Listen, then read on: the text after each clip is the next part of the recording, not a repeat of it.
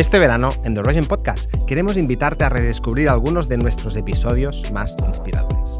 Si aún no los has escuchado, esta es tu oportunidad. Y si ya lo hiciste en su momento, seguro que descubrirás algo nuevo al volver a escucharlos. Hemos preparado una selección especial con lo mejor de estos 3 años de podcast. Esperamos que la disfrutes tanto como nosotros. Soy agricultor de 9ª generación en una finca familiar de viñedos, olivos y cereal. Hace 15 años dejé la agricultura convencional y hoy mis suelos son 10 veces más fértiles y mi finca es más rentable. Hoy no dependo de la agroindustria y produzco alimentos sin tóxicos mientras contribuyo a cuidar el planeta. La agricultura regenerativa no es el futuro, es el presente. Aquí descubrirás sus beneficios y cómo aplicarla para cambiar las reglas del juego. Soy Francesc Font y esto es The Regen Podcast. ¡Empezamos! En este episodio de The Regen Podcast exploramos la revolución verde, una etapa clave que revolucionó la agricultura mundial con fertilizantes, pesticidas y variedades mejoradas. Pero, ¿a qué precio? Hablamos de los impactos ambientales y sociales que todavía arrastramos hoy y de cómo la agricultura regenerativa puede ser la clave para revertir sus efectos y recuperar una relación sana con la tierra. En realidad, descubrir algunas de las cosas de las que vamos a hablar hoy fue para mí un punto de inflexión total, ¿no? De cambio. De hecho, casi por aquí empezó mi cambio de paradigma, ¿no? El cambio de pasar de agricultura convencional a agricultura regenerativa. Y vamos a hablar, ya lo podemos anunciar, vamos a hablar de la revolución verde, la famosa revolución verde. Habrá personas que seguramente a todo el mundo les suena, pero habrá personas que no sepan del todo bien lo que es y qué representó.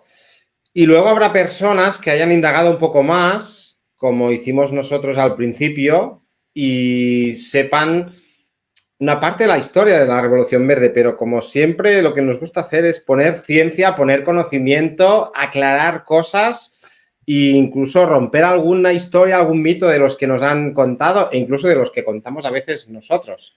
O sea que hoy hay tela que contar.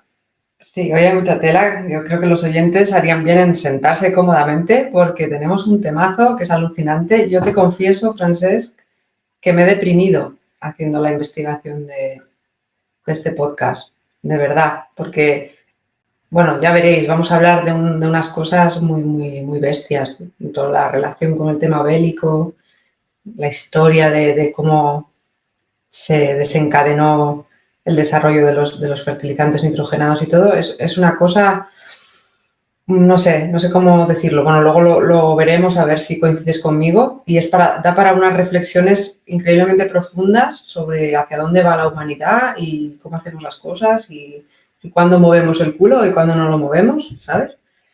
Así que, bueno, con muchas ganas de ir a por ello. Pero, bueno, primero, allá como es costumbre, tenemos que hablar un poquito de lo que está pasando en Canfón. Cuéntanos, Francesc. Pues estamos a casi medianos de verano, hace calor, realmente hace calor, y los cultivos que manejamos siguen avanzando. El trigo ya está en el saco, digamos, y ya estamos bastante centrados en lo que son los viñedos, los olivos. Ya estamos más cerca, sobre todo, de la cosecha de viñedos y de almendros.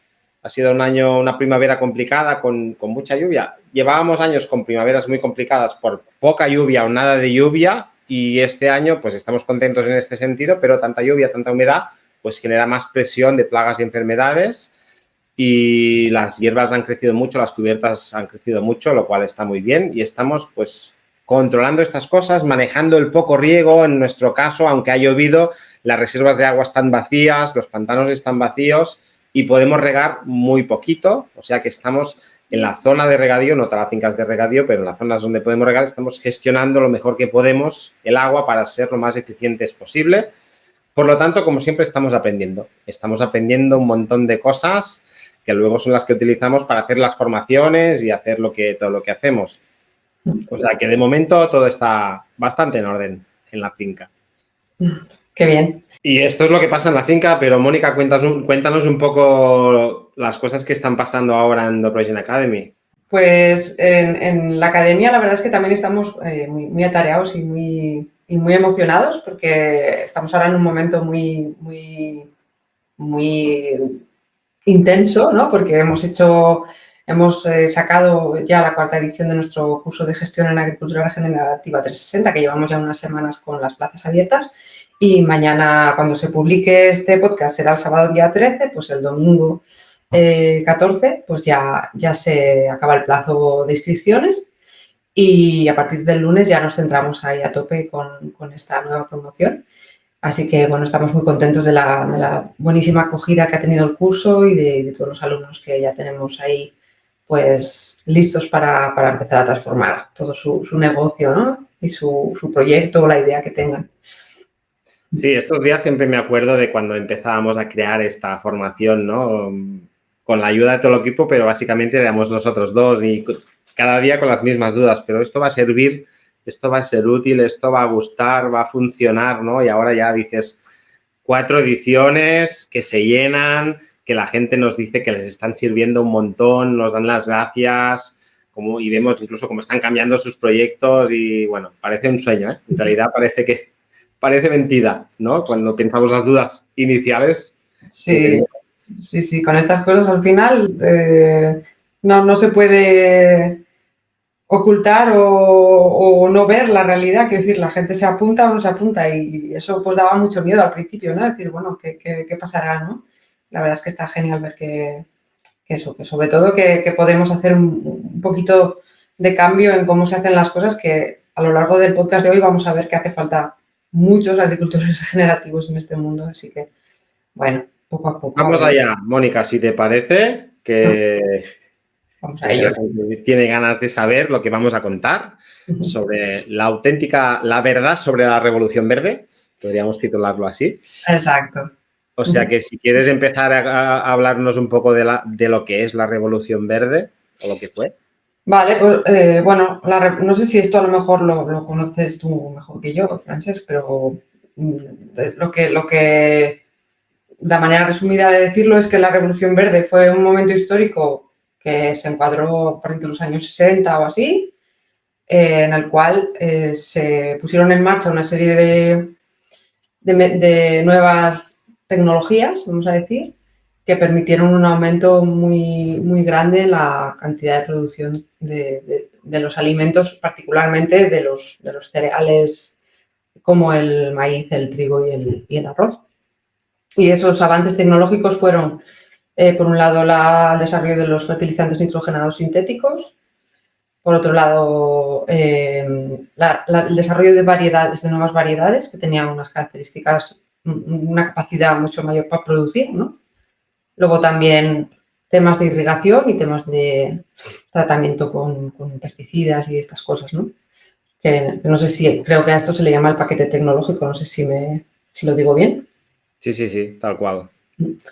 Entonces, no sé si me dejo algo, pero básicamente es esto, o sea, fue como un intento muy bestia de decir, venga, vamos a paliar el hambre en el mundo, como sea, ¿no? Y bueno, se consiguió aumentar la producción muchísimo, pero bueno, luego hay toda una serie de consecuencias que vamos a ir desgranando a lo largo del podcast. De hecho, me apetecía mucho preguntarte, Francesc, bueno, si quieres añadir algo lo puedes añadir, pero también que me cuentes, porque yo como no soy de campo, pues nunca he tenido el testimonio directo de alguien que viviera este proceso. Sí que he leído en los libros de Joel Salatin cómo explica el increíble cambio que fue para los agricultores el tener que pasar de palear estiércol todo el día a que hubiera un saquito con unas bolitas y que solo con echar eso aumentará muchísimo incluso la producción respecto al estiércol, ¿no?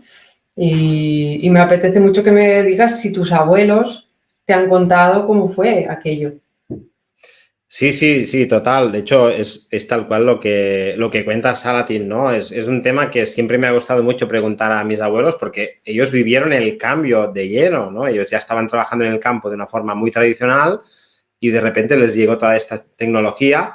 De hecho, también me gusta compartir o pienso que nosotros, los que estamos ahora haciendo de agricultores, somos herederos de esta revolución y que como todo tuvo y ha tenido muchas cosas buenas y otras no tan buenas. y que en realidad a veces estas cosas que no acaban bien no es que empiecen con malas intenciones, porque en realidad yo creo que nos podemos creer que el inicio de todo esto fue para producir más y que la gente no pasara hambre. Lo que pasa es que luego se descubre a qué precio, ¿no? Y es lo que iremos viendo durante todo el podcast. Pero en mi caso, la experiencia de mi abuelo es que lo que decías, que ellos iban a los viñedos, por ejemplo, con el carro, con el macho lleno de estiércol, a tirarlo cepa por cepa, y era un trabajo que les podía durar semanas. No es que tuviéramos una finca muy grande, pero 15, 20 hectáreas en aquella época ya las gestionaban los abuelos,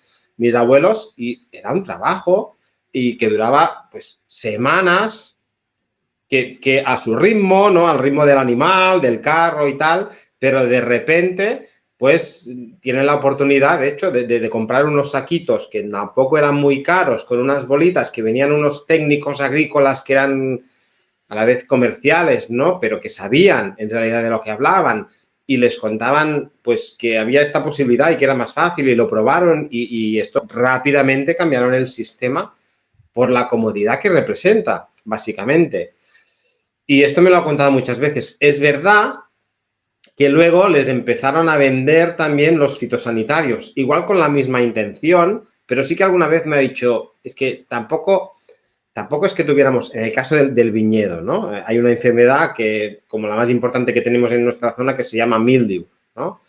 Y a veces me ha dicho, es que tampoco es que tuviéramos mucha presión de esta enfermedad, pero como nos insistían en que había estos productos que te protegían, que podías estar más tranquilo, y en realidad sí que es así, y empezaron también a consumir estos productos, pero muchas veces sin tener la necesidad, porque no tenían mucha presión. También es verdad que si nos situamos 50 años atrás, seguramente el vino que se hacía en aquella época, igual ahora no nos lo beberíamos, ¿no?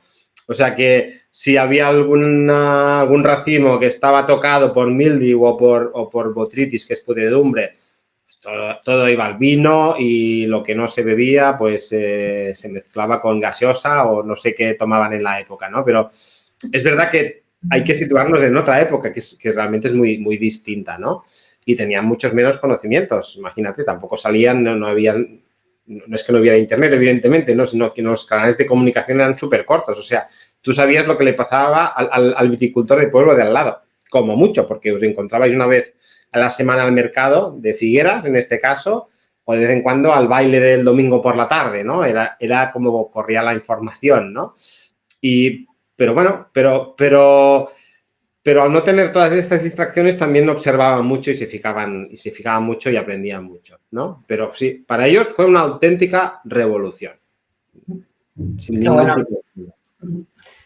Me encanta cómo lo has contado, y también me hace pensar en el poco tiempo que llevamos haciendo esto, porque imagínate si a tus abuelos se lo plantearon, ¿no? O sea, todos los que venían antes no sabían lo que era ni el NPK, ni el, no sé, no me sé nombres de pesticidas, pero el que sea, ¿no? No sabían nada de esto, ¿no? O sea, que es... Sí. Y perdona que añada una cosa, que también fue la época de los primeros tractores, ¿no? Que de repente, pues en lugar del macho con el carro y el estiércol, pues hay el tractor con unas bolitas. Ya ves. Y yo imagino que para ellos fue la revolución que vivimos nosotros con el móvil, con el internet, o ahora con la inteligencia artificial. O incluso más bestia para ellos, porque no existía nada de tecnología prácticamente a su abasto, ¿no? O sea que intento ponerme en su piel y tuvo que ser la hostia, realmente. Como para no adoptarlo, ¿no? Madre mía. Exacto. Claro, ¿quién sería el loco que diría, no, yo no quiero eso, yo quiero seguir aquí paleando estiércol y sin tractor? Claro, nadie, lógicamente. Pero bueno, pues bueno, luego veremos que no todo es tan bonito como se pintaba. De momento vamos a dejar la intriga.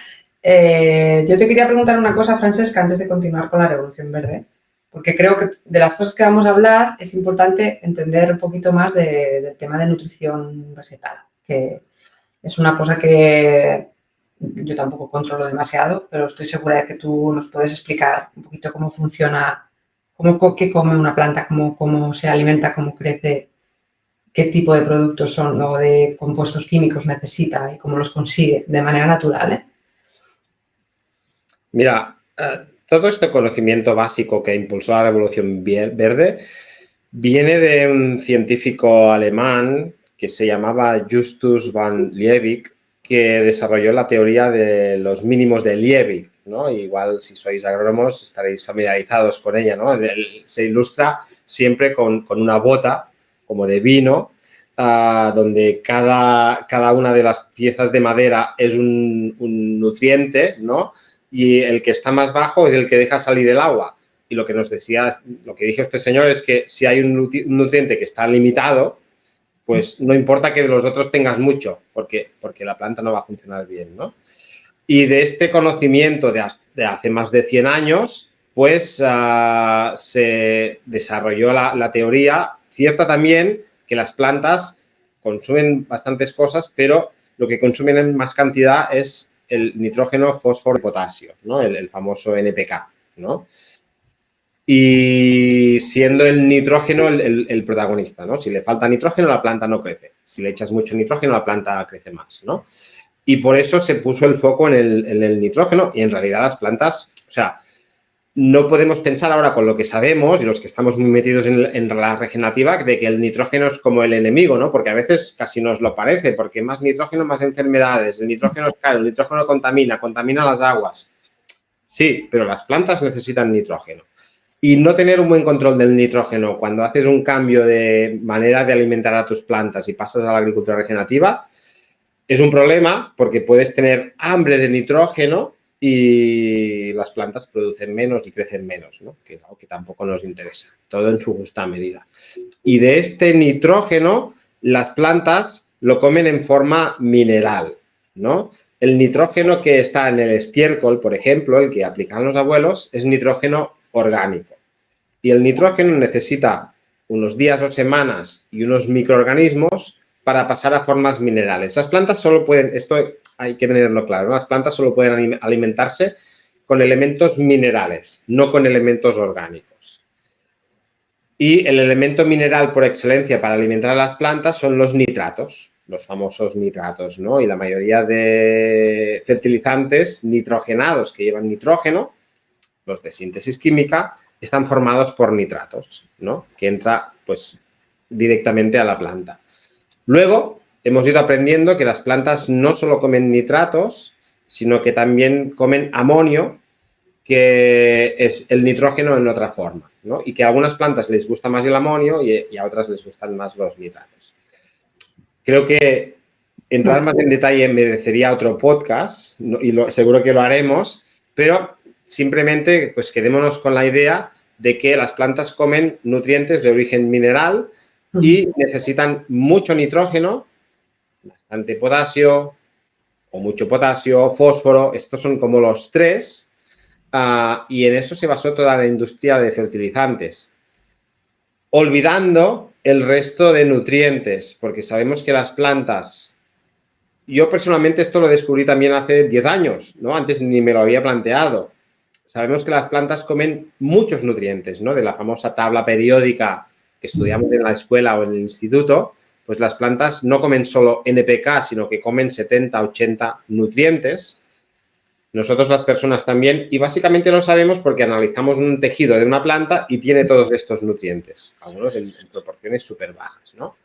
Pero sabemos que si faltan algunos de estos nutrientes que pueden estar en proporciones súper bajas, como dijo Justus van Liebig hace más de 100 años, las plantas no se desarrollan bien. Igual que si a nosotros nos falta algún nutriente, por pequeño que sea, pues podemos tener o tenemos problemas de salud, ¿no?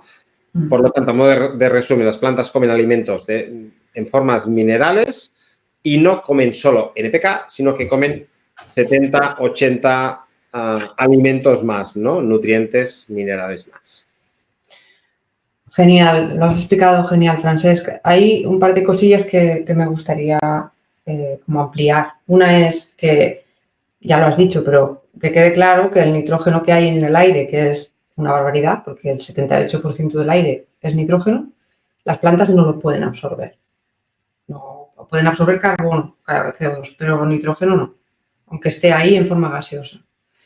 Eso por un lado.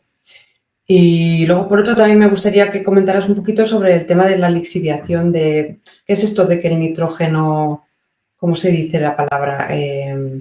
Sí, se lixivía. Déjame, ahora voy con esto, Mónica, perdona, pero déjame añadir un matiz a lo que has dicho para también que quede claro, ¿no? Hay mucho nitrógeno en el aire, muchísimo. En cada hectárea hay 300.000 toneladas de nitrógeno encima del cielo. Imagínate qué burrada. Las plantas directamente no pueden alimentarse de este nitrógeno, pero algunas plantas tienen unas relaciones en sus raíces con microorganismos que sí que pueden captar este nitrógeno. Y me refiero a las plantas leguminosas. O sea, en realidad, en el fondo, las plantas que llamamos leguminosas, tréboles, bezas, legumbres en general, árboles también hay, tienen la capacidad de sí coger este nitrógeno del aire, ¿vale? Gracias a los microorganismos, las bacterias sobre todo, que tienen en sus raíces. O sea, una parte de las plantas sí pueden alimentarse de este nitrógeno del aire, por lo cual no hace falta fertilizarlas, ¿vale? Solo esta puntualización. Perfecto, sí. Y lo segundo, el nitrógeno, no voy a entrar en temas muy técnicos, pero en el suelo hay unos complejos, unas fusiones de elementos del suelo que se llama complejo arcillo-húmico, que está formado por arcilla y por materia orgánica, ¿no? Todos los suelos lo tienen. Y en el fondo, aquí es donde se almacenan los nutrientes del suelo, ¿vale? Por un tema de cargas eléctricas, los nitratos no pueden almacenarse en el complejo arcillo-húmico. Sí el potasio, sí bueno, muchos nutrientes sí, ¿no? El calcio, el magnesio, todos estos, porque tienen carga negativa y el complejo arcillo-húmico tiene carga estos elementos tienen carga positiva y el complejo arcillo-húmico tiene carga negativa, pues se quedan enganchados. Y luego están ahí y las plantas los cogen, ¿no? Podemos imaginarlo como un frigorífico, ¿no? Siempre lo contamos así en las formaciones. El nitrato no, el nitrato tiene carga negativa, igual que el complejo arcillo-húmico, se repelen y no se engancha. Por lo tanto, el nitrato no tiene posibilidad de almacenarse en el suelo cuando está en forma mineral. Y como no se almacena, pues cuando llueve, cuando regamos, se limpia, porque como no se engancha en el suelo, se limpia. Se va y no solo deja de fertilizar nuestras plantas, sino que se va en las aguas que hay por debajo y las contamina, ¿no? Y en zonas como en Cataluña, que hay muchas granjas de cerdos, por lo tanto, se fertiliza muchísimo con purines que tienen nitrógeno que rápidamente pasa a nitrato y hay exceso de nitrógeno y, por lo tanto, exceso de nitrato. Estos nitratos, cuando llueve, se van y contaminan las aguas y las fuentes de muchas zonas de Cataluña pues están contaminadas y no se pueden tomar, nos perjudicarían la salud, ¿no? Por lo tanto, el nitrógeno hay que ir con cuidado porque es indispensable para las plantas, pero la parte que no aprovechan se va, se pierde y contamina, ¿no? Y por eso el nitrógeno es como el elemento más importante en toda esta película. Qué bueno, me encanta, todo muy, muy bien explicado y muy claro. Vale, pues aparte de esto que te preguntaba ahora, antes de entrar más en la Revolución Verde, también te quería preguntar, vamos a hablar ahora mucho de fertilizar, ¿no? En la Revolución Verde, de todos estos fertilizantes sintéticos, pero entonces, antes de la Revolución Verde, ¿cómo se fertilizaba? Pues se fertilizaba básicamente con estiércol. Además, era una época en la que en todas las granjas, igual del mundo, en todas las fincas había ganado, básicamente porque lo necesitaban, porque no tenían tractor y porque era un tipo de economía agrícola en la que era bastante de autosubsistencia y, por lo tanto, pues tenían las vacas para la leche, tenían las gallinas para los huevos, ¿no? O los pollos para la carne. Y, básicamente, para mí siempre ha sido uno de los mejores ejemplos de economía circular, ¿no? Porque los desechos de los animales se utilizaban para fertilizar el suelo. Este estiércol suele tener bastante nitrógeno, algunos más que otros, y el estiércol de gallina o pollo tiene más nitrógeno que el de vaca o cabra o cerdo, pero se aplicaban al suelo, de ahí se generaba el producto, también comida para los animales se alimentaban, generaban excrementos, los excrementos volvían al suelo, ¿no? Y es esta economía circular. Se hacían otras cosas, ¿no? Se hacía la matanza del cerdo, ¿no? Y con la sangre se fertilizaba, ¿no? Había muchos sistemas, ¿no? Pero al final todo era materia orgánica y básicamente estiércol. Estiércol con paja, porque los animales solían ya estar estabulados en los corrales y ahí se producía estiércol y paja, ¿no? Y así es como se había fertilizado hasta la Revolución Verde. Vale, muy bien. Pues yo creo que ya tenemos todo lo que necesitamos toda la base que necesitamos para entender un poquito lo que viene después, ¿no? No sé cómo quieres que hagamos, Francesc. Yo me he hecho un poco de investigación. No sé si quieres que te explique. Total, sí. Cuéntanos, Mónica, cómo nace todo esto y en qué se basa.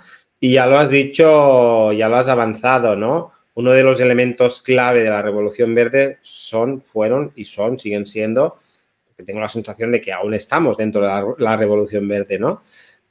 Los fertilizantes nitrogenados. Seguramente fue el primer paso, ¿no? de lo que vino después, pero cuenta tú que sabes más de esto. Vale, pues a ver, te voy a ver si te puedo hacer un resumen de toda esa información tan impactante que he estado leyendo. He aprendido un montón, la verdad, que es apasionante.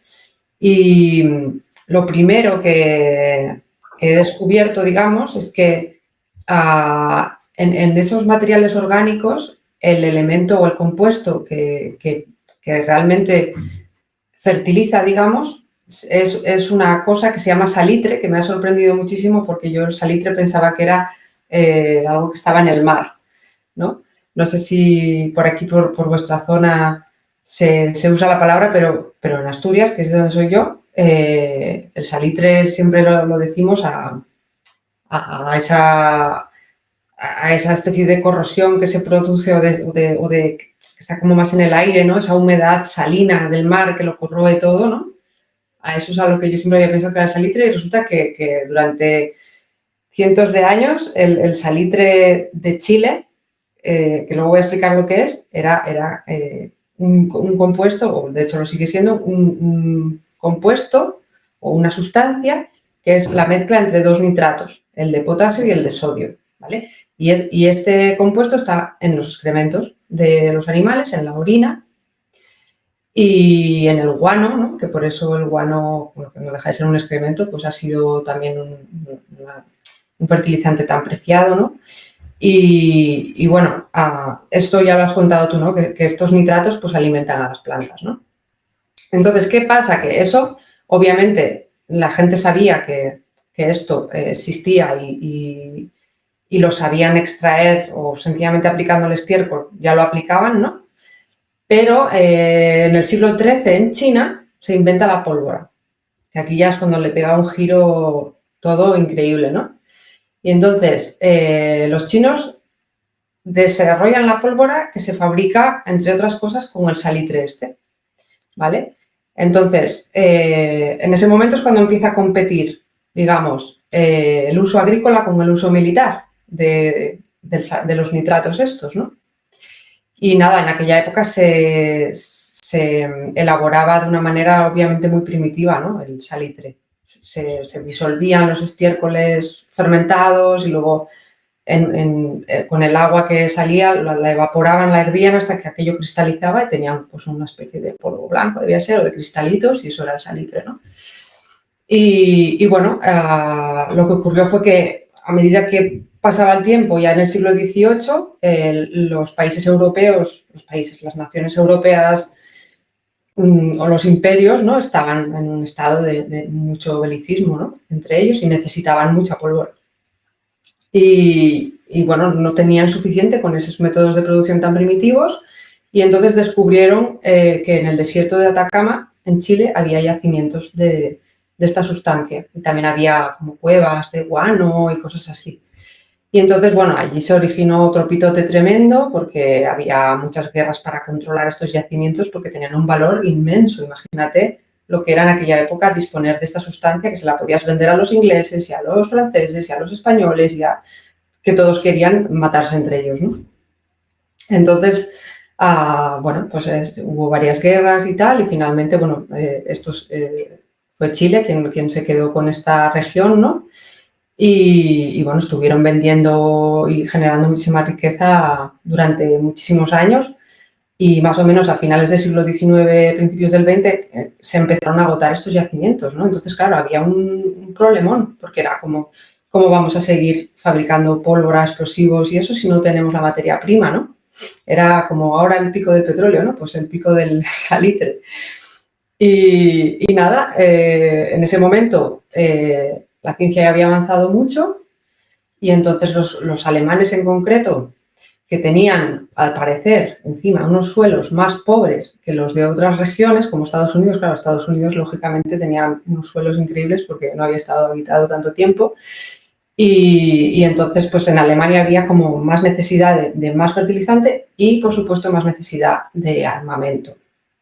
Y entonces se pusieron como locos a buscar la manera de sintetizarlo, porque hasta ese momento había sido puramente una materia prima que se extraía, ¿no?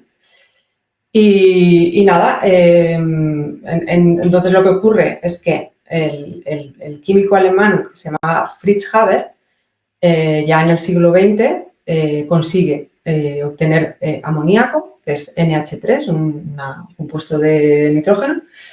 Lo consigue obtener de la atmósfera, lo que decíamos antes de que hay tanto nitrógeno en la atmósfera, pues él consigue desarrollar una metodología para obtener del propio aire este amoníaco, ¿vale? Y esto es una hazaña porque el nitrógeno, que creo que no lo hemos dicho, el nitrógeno en la atmósfera es una molécula que está compuesta por dos átomos de nitrógeno.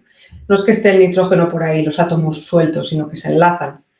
Y esta molécula es exageradamente estable, que quiere decir que si no le aportas mucha energía, no se quiere separar y juntarse con nadie más, ¿no? Entonces, él lo consiguió y de hecho le dieron hasta el premio Nobel por hacer esto. Y entonces, bueno, eso se ve que fue mucho tiempo porque, como te digo, era una cosa muy difícil de hacer y al principio sí, vale, tenía desarrollado el sistema, pero no era muy eficiente, no podía producir mucho porque no tenía eficiencia, ¿no? Y ahí es donde entra una compañía que se llama BASF, que es el principal productor de fertilizantes sintéticos de hoy en día, una empresa alemana que tenía un químico que se llama Carl Bosch, que fue el que con el equipo de científicos de allí, en el año 1913, estoy leyéndolo, que sepáis que no tengo tan buena memoria, pero tengo aquí delante una chuleta, y eso, y en ese año desarrollan como una tecnología que permitía como hacer todo esto de manera mucho más eficiente. Y por eso esto se llama el proceso de Haber-Bosch, ¿vale? Y nada, eso como es en 1913, en 1914 empieza la Primera Guerra Mundial, que dura 4 años, y durante esos 4 años en Alemania ponen toda la carne en el asador y meten un dineral impresionante para construir plantas de fijación de nitrógeno.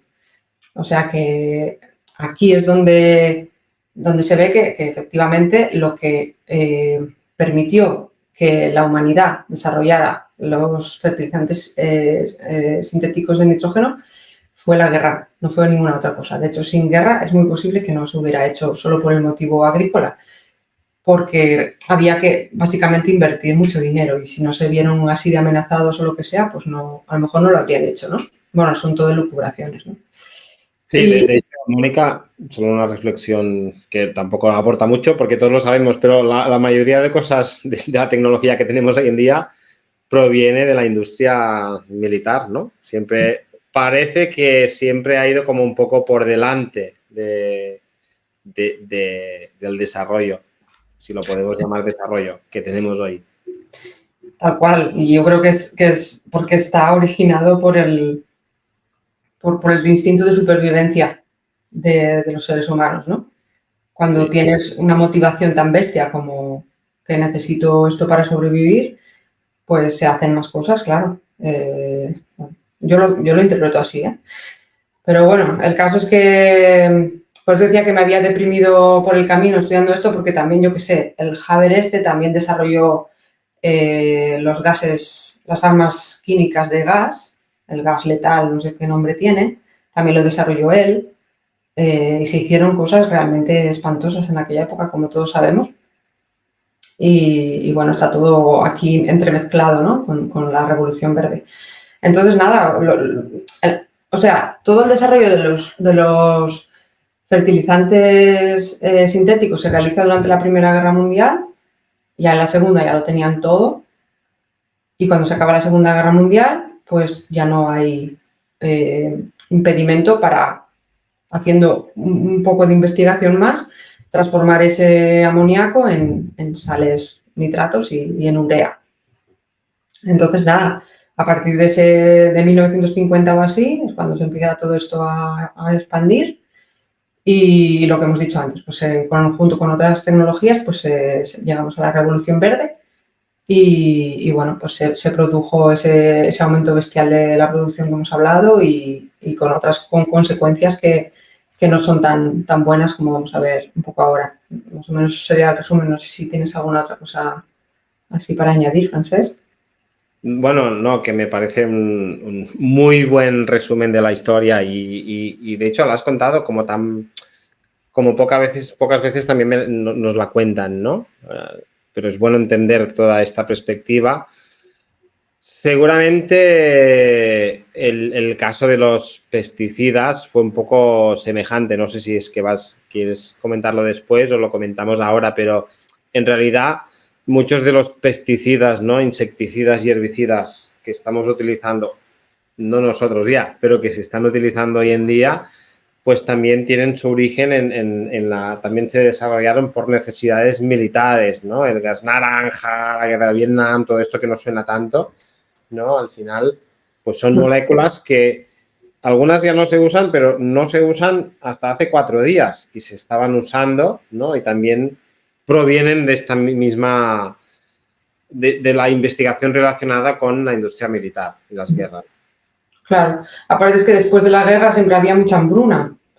Entonces eso motivaba que, por un lado, obviamente, las empresas que tienen esta tecnología la quieren seguir usando, como es lógico, que van a encontrar, si no hay guerra, otra manera de hacerlo, pero es que además había la necesidad muy real de personas con mucha hambre, porque claro, una guerra produce una devastación bestial, ¿no?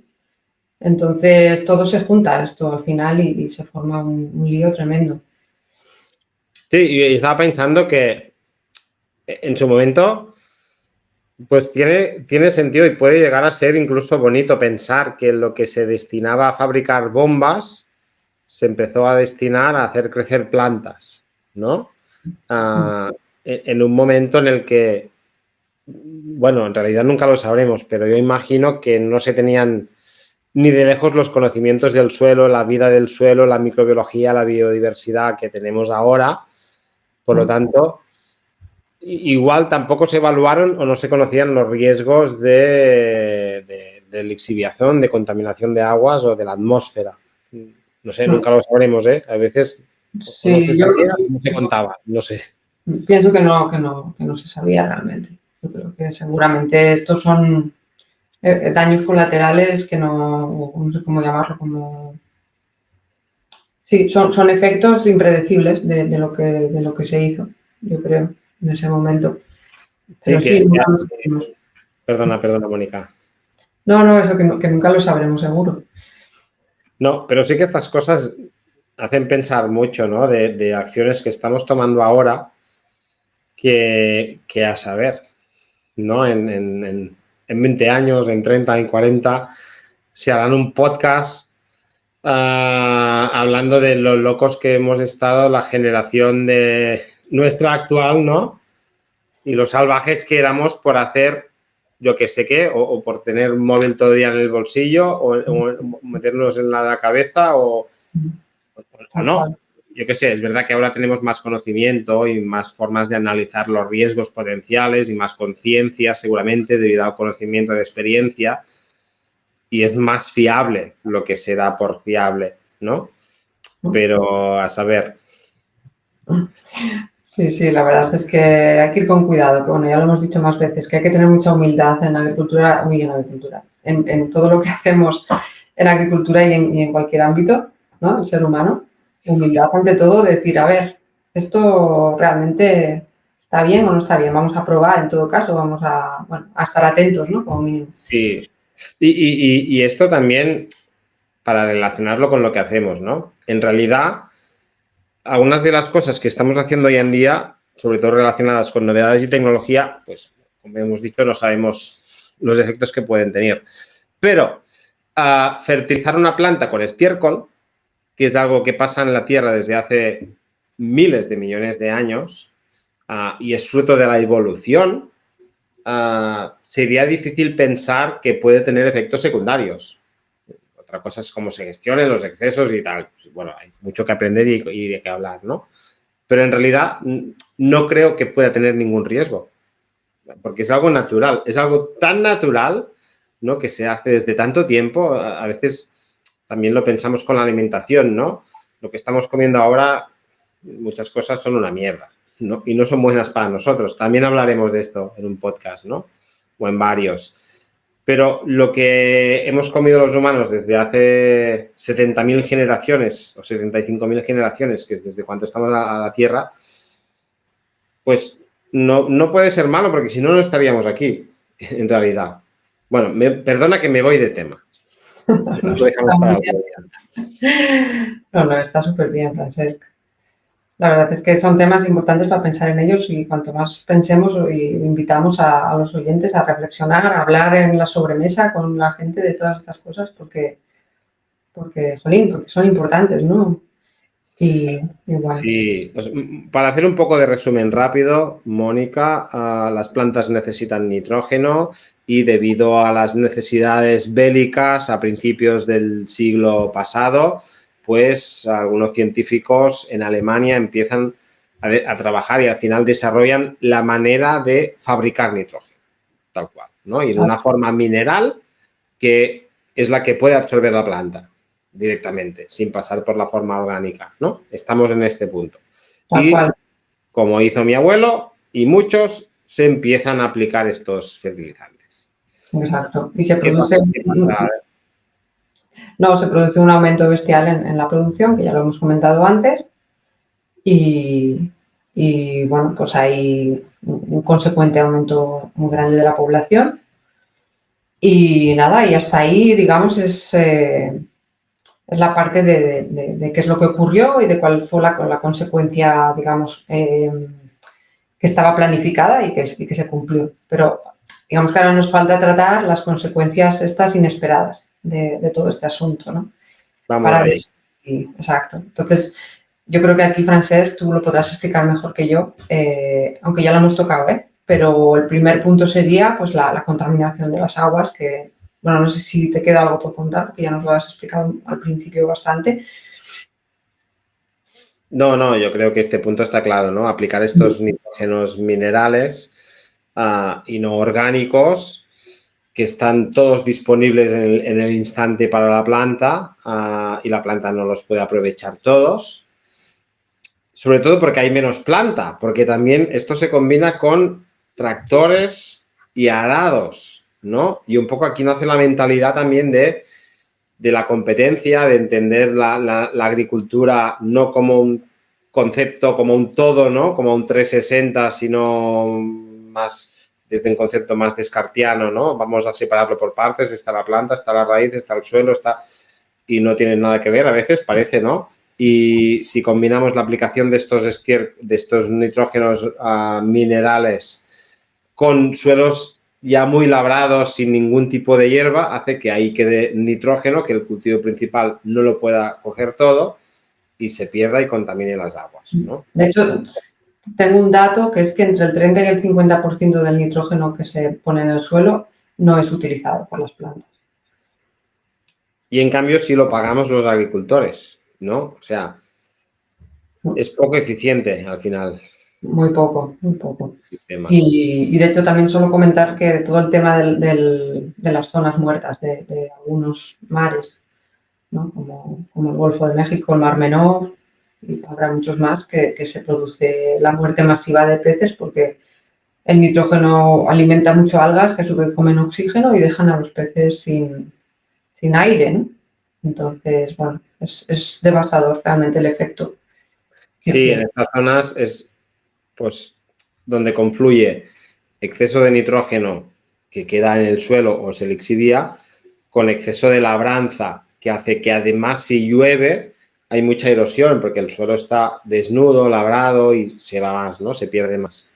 Y como son zonas donde se produce de forma muy extensiva y confluyen las dos cosas, pues la cantidad de nitrógeno que se pierde por erosión y lixiviación y va al mar es enorme, ¿no? Y por eso son zonas donde son como las primeras zonas donde se han visto estos grandes problemas, pero son las primeras, porque si no se cambia el sistema van a aparecer muchas zonas más, exacto. Sí, sí, es bestial. Hemos hablado del agua, pero no solo el agua, no solo la lixiviación, no solo la contaminación de ríos y mares es un problema relacionado con la revolución verde y con estos productos nitrogenados. También afecta a la crisis climática, ¿no? Al calentamiento global. Cuéntanos un poco más de esto, Mónica. Pues mira, de hecho, siempre hablamos de como gas de efecto invernadero, siempre pensamos en el CO2, ¿no? Pero de hecho hay tres principales, el CO2, el metano y luego está el óxido nitroso. Óxido nitroso es NO2, o sea, nitrógeno, oxígeno.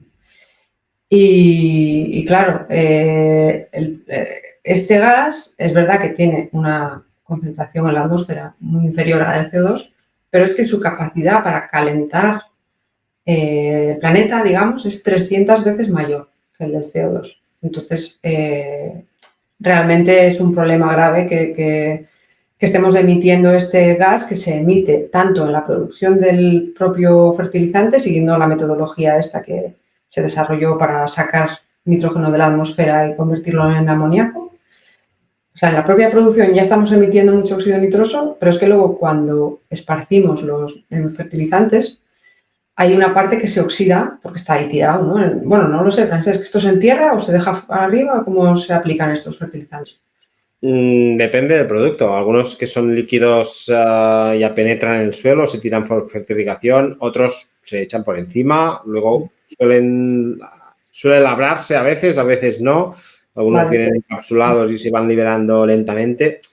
También hay muchos tipos de productos, pero tanto quedan debajo como el suelo. Pero si se entierran tampoco, o sea, siguen teniendo contacto con el aire.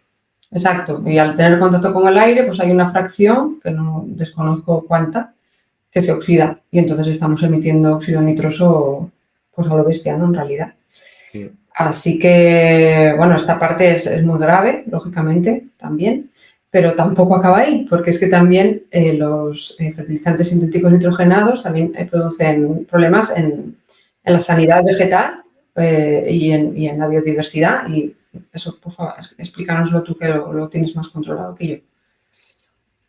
De hecho, es uno de los grandes problemas de la revolución verde, ¿no? No solo por los fertilizantes, pero empezando por los fertilizantes, al final estos productos son sales minerales que cuando las aplicamos al suelo tienen un efecto negativo para la vida del suelo, ¿no? La biodiversidad del suelo. Y no solo por este efecto de que son sales y exterminan la microbiología, sino también porque si tenemos unos organismos en el suelo, unas bacterias que se encargan de coger el nitrógeno y dárselo a las plantas, ¿no? Si los estamos sustituyendo con estos productos, pues en realidad tienen menos trabajo, ¿no? Porque el suelo ya tiene más concentración de nitrógeno y ellos paran su trabajo y algunos pues o se duermen o se mueren, ¿no? Para contarlo así de forma muy rápida. O sea que por la propia aplicación de estos productos, aparte de liberar estos gases a la atmósfera, pues estamos exterminando la vida y la microbiología del suelo. Una microbiología del suelo que es la que en principio se encargaba de suministrar nitrógeno a las plantas, ¿no? Descomponiendo la materia orgánica, descomponiendo el estiércol, ¿no? Que se aplica en forma orgánica el nitrógeno y se pasa a forma mineral. O sea, hay muchas bacterias que tienen funciones relacionadas con suministrar nitrógeno a las plantas. Hay hongos que también. Sobre todo hay protozoos que también hacen estas funciones. Y si yo elimino la vida del suelo aplicando estos productos salinizados y labrando, porque labrando también extermino la vida del suelo, pues dejo el suelo sin estas herramientas, ¿no? Y la única forma ya de seguir fertilizando mis cultivos es solo aplicando estos productos químicos, ¿no? Y aquí se construye un círculo vicioso que, como hemos dicho, probablemente no nació de forma intencionada, porque no habían estos conocimientos, pero es el que es. Y es el punto en el que te encuentras como agricultor convencional cuando entiendes todos estos procesos, ¿no? Y yo aquí sí puedo y quiero también compartir cómo me sentí yo al descubrir esto. Me sentí, me enfadé. Realmente me enfadé mucho y porque me sentí como engañado, ¿no? Pensé, bueno, ¿por qué lo llaman fertilizantes? Si no contribuyen a mejorar la fertilidad del suelo. De hecho, se cargan, ¿no? Contribuyen a reducir la fertilidad del suelo. Las pruebas que los suelos de hoy son menos fértiles que los de hace 20 años, 30, 40, 50, 200, ¿no? Y además, cuanto más los aplico, más dependo de ellos, porque realmente me estoy cargando todas las estructuras naturales que hacían que el nitrógeno fluyera, ¿no? Y por lo tanto paso a depender más de ellos, más suelo es el pobre, más pobre es el suelo, más tengo que aplicar. Estoy en sus manos de unos productos que si ellos, cuando digo ellos me refiero a los fabricantes o vendedores, ¿no? Comercializadores, distribuidores de estos productos, si me tienen tan enganchado que si deciden subirme el precio, por las razones que sea, igual porque lo necesitan subir porque se les está cabeando las existencias o como dependen tanto del petróleo para su fabricación, si se sube el precio del petróleo, se sube el precio de estos productos, ¿no? Si deciden subir el precio, pues yo es que no tengo otra opción mientras esté en esta rueda, porque de forma natural, pues ya me he cargado los sistemas, ¿sí? Puedo empezar con estiércol, pero si el suelo está totalmente muerto, pues seguramente aunque eche estiércol, no voy a satisfacer las necesidades de nitrógeno de mis cultivos al principio, ¿no? Y esto nos pasa a veces cuando hacemos el cambio de convencional a regenerativa, ¿no? Al principio, pues, las cosas no... le falta un poco de nitrógeno al sistema, ¿no?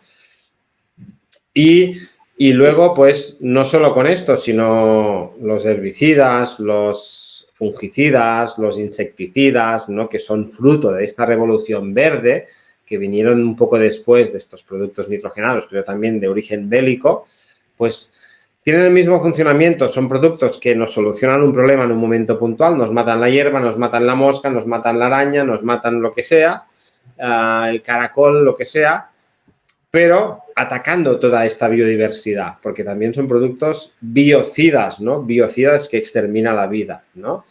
Y también, queriendo o sin querer, te encuentras dentro de esta rueda, otra vez, viciosa, en la que más productos hechos para combatir plagas, pero productos de síntesis química, que son moléculas artificiales, que son agresivas con el medio, más me cargo la biodiversidad y más necesidad tengo yo de echar productos para controlar las plagas, porque con menos biodiversidad salen más plagas.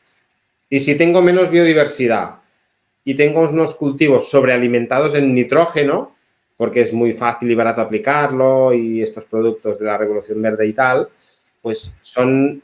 Mis plantas son más sensibles a enfermar, ¿no? A veces comparamos, ¿no? El nitrógeno con la comida, con los azúcares, con las grasas, con los procesados, ¿no? Si nosotros nos alimentásemos solo de procesados, mucho azúcar, mucha grasa, ¿no? Realmente, en pocas semanas creceríamos en volumen muchísimo, ¿no? Y estaríamos con la cara más redonda y más brillante, ¿no? Y pareceríamos que estuviéramos mejor. Pero seríamos más sensibles a coger enfermedades, a tener problemas de diabetes, de corazón, de bla, bla, bla, ¿no? Y si solo comiéramos estos alimentos durante meses, pues terminaríamos seguro en un hospital, ¿no? Y creo que es un paralelismo que ayuda a entender un poco esta película, ¿no? Y en este caso, pues, hay una caída de biodiversidad bestial en todo el planeta, 55.000 especies cada año, es una burrada. ¿Recuerdas el podcast con Odile? Rodríguez de la Fuente, que nos... ¿Cómo olvidarlo? Sí, fue impresionante en todos los sentidos. Y nos contó... Saludo para ella desde aquí. Exacto, exacto. Un abrazo. Y si alguien quiere recuperarlo, está por aquí nuestro listado de podcast y que nos contó, si recuerdas, que en el planeta ha habido 5 extinciones masivas y ahora estamos en la sexta, pero que las otras eran debidas a volcanes, lo que sea, ¿no? Meteoritos, y esta es debido a los hombres y en parte a estas prácticas agrícolas con este tipo de productos que provienen de la Revolución Verde, ¿no? Y que ahora se están perdiendo especies a una velocidad de 1000 veces más de lo que debería para el momento en el que estamos, ¿no? O sea, todo esto está muy relacionado. Pero ya no a nivel planetario, sino a nivel de nuestra finca, nuestro suelo, ¿no? Estamos con estos productos para producir más, destruyendo nuestra fertilidad, nuestros suelos, la biodiversidad de nuestras fincas, de nuestros campos, del campo de cereal, del viñedo, del olivar, del de almendro, del fruta.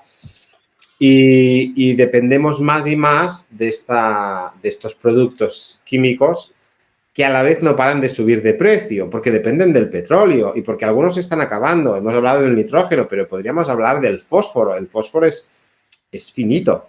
Una parte muy grande del fósforo en el planeta se encuentra en el Sáhara, en las minas del Sáhara. Se están terminando las reservas, quedan algunos años, pero están bajando muchísimo, con lo que cada vez será más caro. Si yo, aplicando estos productos, me he cargado los organismos responsables de sintetizar el fósforo de forma natural, si mis plantas necesitan fósforo, solo puedo aplicar abono fosforado.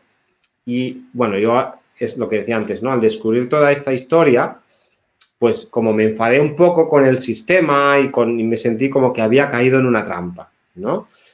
No culpando a nadie. Tampoco tenía más información, mis padres tampoco, mis abuelos tampoco, y los que crearon esta película hace 70 años seguramente tampoco, ¿no? Pero ahora sí nos damos cuenta de que realmente estamos en un círculo, o hemos estado, nosotros hace 10 años que ya no estamos en este círculo, en el que pensándote que haces las cosas bien y que lo que necesitas es producir más, evidentemente necesitamos producir para comer, para ganarnos la vida, pero vas destruyendo tu suelo, tu finca, y no te das cuenta, ¿no? Y estás montado en el sistema de lo fácil, de lo cómodo, de lo que era barato, pero ahora ya no lo es tanto, pero dejas de... Bueno, si no ves toda esta película que estamos contando, y yo no la veía para nada, pues vas tirando, ¿no? Pero cuando te das cuenta es cuando dices, bueno, yo no quiero jugar a este juego, porque no es bueno para mí, porque realmente quien gana dinero no es tanto el agricultor, sino el que me vende el producto, que además contribuye a cargarse mi suelo, ¿no? Y bueno, esta es, para mí es uno de los problemas más grandes que ha generado la Revolución Verde, en la que ahora estamos viviendo, ¿no? Este gran problema. Y luego otro pequeño efecto, y ya con eso termino esta parte, que también me lo contó mi abuelo, ¿no? En el momento en que entra el tractor y las pastillitas verdes, las bolillas azules, más que verdes, bueno, había de todos colores, pues qué necesidad hay de tener el animal en casa, la finca, ¿no? Y aquí es donde también se produce un poco el divorcio entre ganadería y agricultura, porque la búsqueda de comodidad y eficiencia económica pues lleva un poco a los agricultores a dedicarse solo a los vegetales, ¿no? Porque ya no necesitan el estiércol. Y en este momento también, por otras razones que también dan mucho que hablar, y creo que de esto también deberíamos hacer un podcast, ¿no? Empiezan a estabularse los animales, ¿no? Y con muchos beneficios que tuvo esto en su momento, en realidad, pero también con unos efectos secundarios imprevistos que ahora estamos detectando, ¿no? Porque este divorcio separa el animal del campo, ¿no? El estiércol de la planta, ¿no? Y aquí es cuando empiezan los problemas. Y todo esto creo que debemos completarlo, Mónica, si te parece, con efectos también relacionados con nosotros, no solo con nuestros bolsillos como agricultores, ¿no? Sino también con lo que comemos, ¿no? Con la alimentación. Y tú sabes mucho de esto y creo que puedes también hablarnos de estos efectos. Sí, te voy a comentar ahora sobre eso, pero antes una pequeña cosa que me ha venido cuando hablabas de lo de bueno, de todo este tema de que todavía seguimos haciendo las cosas así, como desde que empezó la Revolución Verde, ¿no? Porque hay una cosa que dice Joel Salatin en Esto no es normal, que a mí me encantó cuando lo leí, que fue que él no le puede reprochar nada al agricultor de hace 70 años que tomó la decisión de hacer ese cambio, por lo que hablábamos antes, ¿no? De la increíble comodidad que suponía sin conocer los riesgos, porque es que no lo sabían, ¿no? Sin embargo, dice que si eres agricultor hoy en día y continúas haciendo eso, que ya no hay ninguna excusa, ¿no? En ese sentido es como muy, ¿sabes? Cuando no lo sabían, por supuesto, cualquiera lo hubiera hecho, pero ahora que sabemos, ¿no? Todo lo que... y no quiero sonar así como estricta, como dura, ¿eh? Pero él lo dice así. No, te entiendo. En realidad sí hay excusas, ¿no? Porque cambiar el sistema, cambiar la forma de trabajar, aún desde los consumidores se sigue exigiendo, ¿no? Como precios bajos, producción masiva, ¿no? En realidad seguramente hay excusas. Para mí, para quien no hay excusa, es para los que fabrican y venden estos productos, ¿no? Básicamente porque no son claros, porque no lo cuentan. Estás vendiendo algo y no lo cuentas, ¿no? ¿Verdad? Si tú vendes cigarrillos y no cuentas el perjuicio de los cigarrillos, pues para mí no es ético, ¿no? No está bien, ¿no?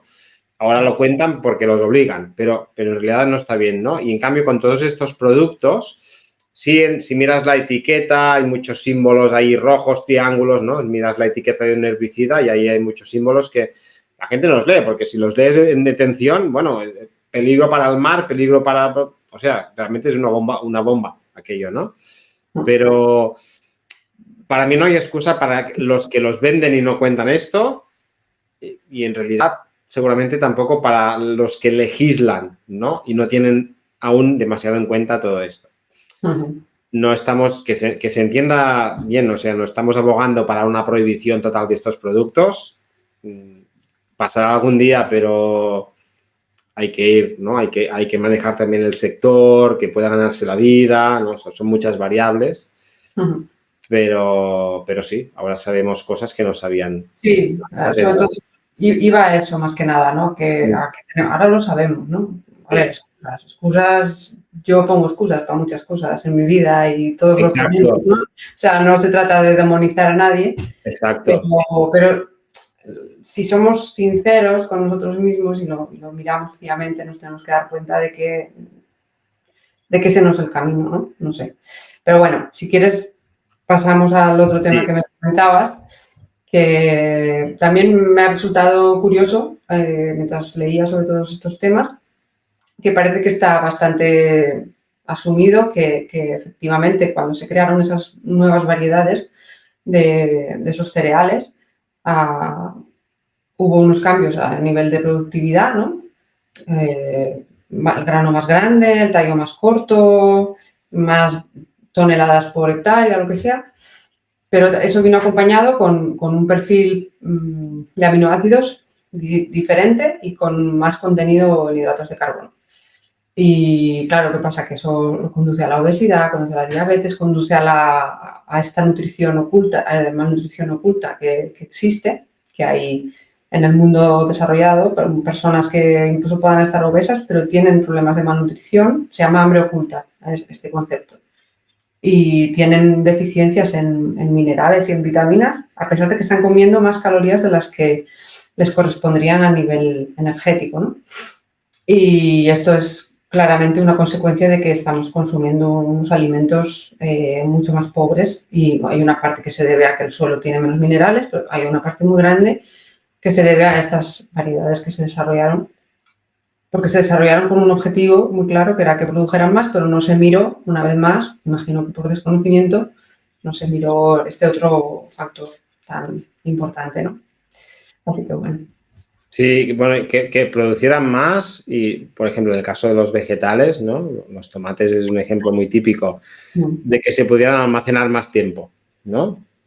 Porque es lo que queremos los consumidores, ir al supermercado, comprar los tomates en una bolsa de plástico si la hay, si no, no, y ponerlos en la nevera y que estén ahí un mes, ¿no? Y todos pecamos, en realidad, todos Sí, pecamos. a las empresas de alimentación también les interesa muchísimo que no se les estropeen las cosas antes de venderlas, lógicamente, ¿no?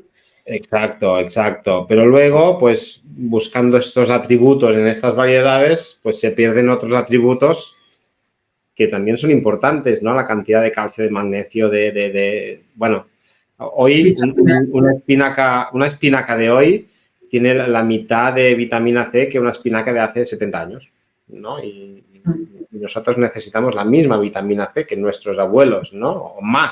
O puede que más, porque estamos en un ambiente tóxico, necesitamos más nutrición, no menos. Exacto. Sí, sí, es bestial. En fin, yo creo que ya con este panorama, Francesc, que hemos pintado, creo que queda claro que no compensa para nada lo que estamos haciendo. Antes de empezar, me acuerdo que hemos hablado del símil de que esto parece quemar el bosque para que no haya incendios, ¿no? Porque estamos haciendo con un objetivo que sí, podría ser muy bueno lo que tú quieras, pero nos lo estamos cargando todo, ¿no? Así que yo te quería preguntar ya para un poco ir terminando vale, ¿y cuál es la alternativa? Porque, vale, todo esto está muy bien, pero evidentemente hay una necesidad bestial de alimentar a las personas y entonces, ¿qué alternativa tenemos, no? Déjame, antes, hoy nos estamos alargando mucho porque creemos que es un tema importante, ¿no? Voy a contar una cosa que no sé si he contado nunca, ¿no? De mi experiencia personal. Venga, Es que no vamos. sé ni si a ti te la he contado, Mónica. Luego, si no mola, la cortamos. No, a ver, no es tan grave, ¿no? Pero en realidad, pues ya cuento muchas veces que yo vengo de este panorama, yo me he educado, ¿no? En la aplicación de estos productos y de esta manera de trabajar. La he defendido, ¿no? Y no me avergüenzo de casi nada, porque lo que decíamos, ¿no? Pues es lo que conocía, lo que sabía, lo que me habían contado. Pero una de las cosas que sí me da un poco de vergüenza cuando lo pienso es que hubo un tiempo en el que ahora se está hablando mucho del glifosato, ¿no? Pero esto cada X años, pues se pone el glifosato en el punto de mira y se habla, ¿no? Y hace bastantes años, yo era más jovencito, recuerdo ir a una feria de agrícola y que había un stand, ¿no? Donde recogían firmas en defensa de los agricultores, ¿no? El título era Por nuestra libertad, ¿no? Y como muy enfadados porque se iba a prohibir el glifosato. Igual hace 20 años o 15 y no se ha prohibido aún, ¿no? Y había como mucha indignación y yo fui a firmar. Contento, ¿no? Como que no me toquen las narices, ¿no? ¿Por qué quieren prohibir el glifosato si es una herramienta, estos que van en contra de los agricultores y qué tal, ¿no? Y yo estaba plenamente, ¿no? Y me recuerdo enfadado, ¿no? Plenamente en aquel rol, ¿no? Y luego, pues, esta campaña duró unos años y en un momento determinado, cuando ya empezaron mis dudas, me di cuenta de que detrás del stand, ¿no? Y de la campaña por la libertad, pues estaba directamente Monsanto, ¿no? Y fue un momento como de, hostia, ¿no? Pero ¿cómo me han engañado, ¿no? Yo estaba aquí luchando, ¿no? Luchando y defendiendo los derechos de los agricultores para aplicar un producto que luego te das cuenta de que se carga la fertilidad de tu suelo, de que se carga la biodiversidad, ¿no? El propio glifosato tiene un montón de efectos negativos, funciona y tal y cual, pero ¿a qué precio? Pues a un precio enorme, ¿no? Y no sé, ahora no sé por qué me ha venido esta reflexión un poco final, pero... Alternativas, estábamos hablando. Sí, o sea... Es muy buena la anécdota y me parece, y es de agradecer la honestidad, porque es que todos nos hemos equivocado en montones de ocasiones, ¿no? En nuestra vida y no pasa nada. ¿Cómo se aprende? Sí, no considero ni que sean errores porque al final es desinformación, ¿no? Cuando te equivocas con... Pero no. La verdad es que si después de ya unos años conociendo una parte de esta historia y hoy, Mónica, pues nos has explicado una parte que yo tampoco sabía en detalle, ¿no? De cómo pasó esto, ¿no? Y de la relación con la industria bélica. Pero si después de esto no tiras la toalla, es porque realmente sabes que hay alternativas, sabes que hay otras formas. De hecho, nosotros todo lo que hacemos es porque estamos tan convencidos de que la agricultura regenerativa y esta forma de producir no dependiente o no tanto dependiente de la revolución verde, porque también trabajamos con tractores y con petróleo y no, pero mucho menos dependiente sin estos productos, pues realmente funciona y todos los perjuicios de los que hemos hablado, ¿no? Cambio climático, degradación de los suelos, biodiversidad, pérdida de nutrientes en la alimentación, pues en realidad le giramos la tortilla, ¿no? Y produciendo sin este paquete tecnológico que tanta prosperidad y crecimiento nos ha llevado en los últimos 70 años y seguramente que sin él, pues igual estaríamos peor o habría más hambre o yo qué sé. Ahora igual no, pero habíamos pasado unas décadas malas. Pues si ahora prescindimos y le damos la vuelta, pues trabajamos de otra forma en la que capturamos más carbono del que emitimos, en la que producimos alimentos con más densidad nutricional, ¿no? En la que la biodiversidad se expresa en nuestras fincas de una forma que no te puedes ni imaginar, los suelos mejoran y como agricultores, pues ver cómo estamos revirtiendo y pasa todo esto cortando la relación, ¿no? con la agroindustria, cortando una gran parte. Utilizamos productos como el cobre, no nos fabricamos el cobre nosotros, lo compramos a la agroindustria, pero es un producto de origen natural, ¿no? Pues, bueno, para mí esta es la alternativa, para mí, para todo nuestro equipo, imagino que estás de acuerdo con esto, Mónica, y además puedes añadir cosas, ¿no? Esta es la alternativa, esta es la solución y creo que está bien conocer un aspecto negativo de tantos que hay en la sociedad, pero a la vez plantear soluciones, ¿no? Porque si no sí que podemos caer en depresión, ¿no? Y aquí para nosotros creo que las virtudes de producir de otra forma alejada de la revolución verde, cogiendo conocimientos, insisto con esto de la revolución verde porque hemos aprendido muchas cosas, pues es la solución para la mayoría de los males que tenemos, la mayoría de problemas que tenemos los agricultores hoy en día y por los cuales nos quejamos y nos manifestamos, al final de todo están relacionados con cambio climático, degradación de los suelos. Cambio climático, falta de agua, degradación de los suelos. Al final, podemos pensar los precios y tal y cual, las guerras, sí, pero al final es esto, ¿no? Por lo tanto, somos los primeros afectados en estas cosas que nos pasan y podemos contribuir muy proactivamente, muy activamente en darle la vuelta, ¿no? Y en mejorar esto, y esto hace que mejore nuestro oficio en muchos sentidos. Seguro que tienes cosas a añadir a esta alternativa. Ya sabes que siempre me van ocurriendo cosas y sí que tengo un par. Ya te lo he visto la cara. Sí, no, la primera es que lo que yo he leído por ahí es que las propuestas que más dentro de, yo qué sé, del paradigma convencional que se proponen para solucionar esto, están más enfocadas hacia lo que sería a ver si lo digo bien, una agricultura de precisión, como que vamos a aplicar la cantidad exacta del fertilizante en el momento exacto para que haya que aplicar mucho menos y entonces se desperdicie mucho menos, ¿sabes? Como tecnologías pensadas para... Entonces, me parece un error porque es más tecnificación, encima no solucionamos el problema, en todo caso retrasamos un poco, pero vamos a seguir produciendo los gases de efecto invernadero, se van a seguir... Bueno, a lo mejor se disminuiría la cantidad de lixiviación, pero es que es tan tecnificado que desempoderas totalmente a los agricultores. Van a estar dependiendo de todavía más tecnología, todavía más cara, todavía más... No me parece para nada buena idea. Y luego la otra cosa que se me ocurría también mientras hablabas, Francesc, es que creo que seguramente la mayor pega que puede surgir, porque claro, ¿por qué se ha hecho todo esto? Pues para producir muchísima comida para toda la humanidad, ¿no? Entonces, ¿cómo responderías a alguien que diga, ya, pero es que vamos a poder alimentar al mundo con la agricultura regenerativa? Que de hecho es una pregunta que suena siempre, ¿no? Y para mí, no sé qué piensas tú, para mí la respuesta es clara, es no. No, no, no a este mundo. Bueno. No a este mundo. A este mundo no lo alimentamos ni con la agricultura regenerativa ni con la agricultura convencional, ¿no? Fíjate que estamos produciendo alimentos para 10.000 millones de personas y somos 7.900 millones de personas, ¿no? Estamos produciendo alimentos por encima de la población, ¿no? Como un 30% más.